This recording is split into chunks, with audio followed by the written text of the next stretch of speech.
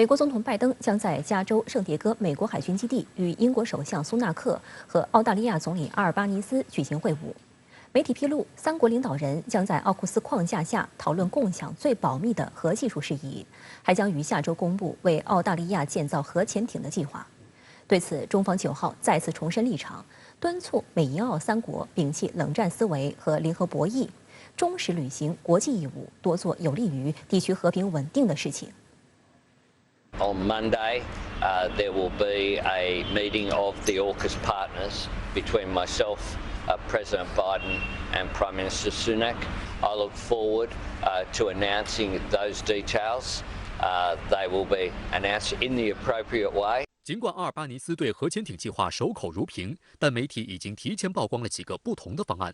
据《华尔街日报》和路透社报道，美国计划2035年左右向澳大利亚提供核动力潜艇。 在此之前，作为权宜之计，将向澳出售最多5艘弗吉尼亚级潜艇。随后，潜艇的生产会转移到英国和澳大利亚。这些潜艇会在英国设计基础上改进，并使用美国零部件和最新技术。此外，相关计划的其他内容包括要求美国在未来几年加强对澳大利亚港口的访问，并在2027年前建立美国攻击型潜艇在珀斯轮换部署的能力。在澳大利亚珀斯呢？ 来进行一个轮换性的部署能力，那么这个我认为，它是在澳大利亚真正完成核潜艇项目之前的一个过渡的一种安排。那么这种安排对于美国来说，它是有很多好处的。一个可以通过这种轮换部署，那么与澳大利亚呢进行技术交流合作；另外一方面的话呢，通过这个轮换部署。 来控制澳大利亚，同时呢，它就加强了对于这个南海地区的控制能力。而英国《泰晤士报》则提供了另一种说法，称澳大利亚有望向英国而非美国采购核潜艇。报道称，英方将把英国海军订购的阿加门农号和阿金库尔号2艘机敏级攻击核潜艇转卖给澳方，预计分别于2024年和2026年完工。同时，据美国最新防务网站报道。 澳方采购核潜艇的一种方案是反应堆由英方制造，艇身由美方提供。针对这些报道，英国政府方面回应说，围绕核潜艇交易的磋商仍在继续。应该说，澳大利亚购买核潜艇的问题是具体落实奥斯协议的一个先行项目，在这个项目当中所体现的就是军事同盟的共同利益。所以从这点上我们可以看出，那么在核潜艇这个购买的问题上。 虽然有矛盾，但是大方向，应该说的话呢，还是共同的，也就是合作，让3国都能够满意，3国的利益都能得到保证。那么这个我认为呢，是澳大利亚总理阿尔巴尼斯去美国会见英美领导的话呢，最重要一个东西。这些方案一经曝光，首先引发了澳大利亚的内讧。 澳反对党自由党领袖前防长彼得·达顿公开表态称，美国弗吉尼亚级潜艇是澳大利亚的最佳选择。The beauty in my mind with the American model of the Virginia class was that it was a proven design. It gave us interoperability with the Americans, and there'll be more American subs in the Indo-Pacific than there will be British submarines. He's either being mischievous. Or he's not privy to the latest information. I've just come back from Barrow in the United Kingdom, where I've got a full briefing on what the United Kingdom is doing. I stay in regular contact with the US Navy, and we'll make announcements very shortly about the optimal path forward on our nuclear-propelled submarines. 澳大利亚媒体则认为，从目前的方案来看，潜艇的交付已然变成了一场漫长的马拉松。 更不用说，还有一笔巨额的费用。No matter what happens in the split between the US and the UK and the ongoing debate on submarine contracts, we can be sure of this: delivery is still a long way off, and the expense will be immense, to say the least. It's estimated those 5 Virginia-class subs to be ordered from the US will cost more than $100 billion, and that's without factoring the costs of building dry docks for their maintenance and training crew. We're yet to hear anything substantial from the Albanese government on exactly how this massive project will be funded and the extent to which we may have to end up paying for those production facilities in the United States, Peter. 2021年9月，美国、英国、澳大利亚3国政府宣布建立3边安全伙伴关系美英澳联盟。美英将帮助澳海军建立核潜艇部队，在澳建造8艘核潜艇。3国还将共享网络、人工智能、量子技术以及其他水下军事能力。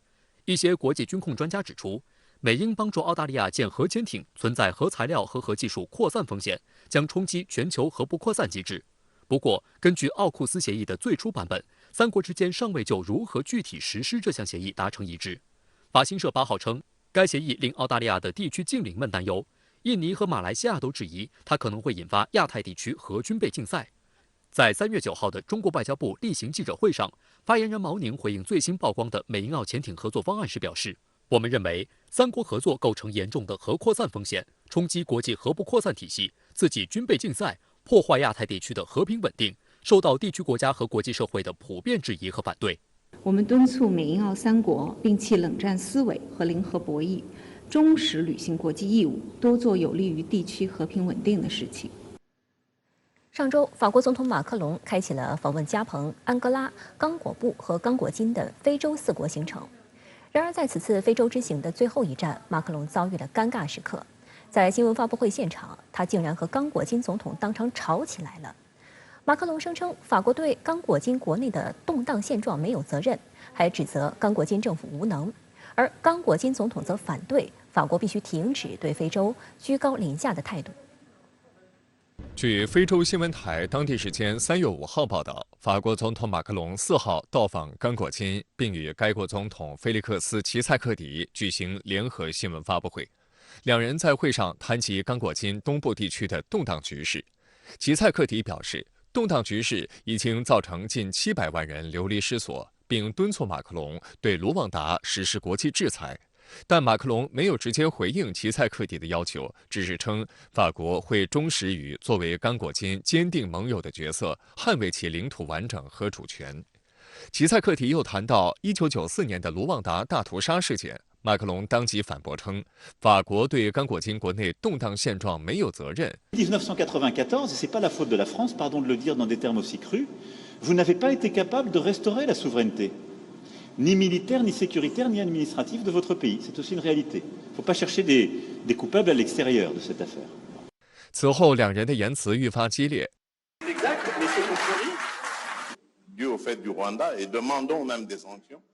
What I wanted to clarify is that this also needs to change in the way we cooperate with France and Europe.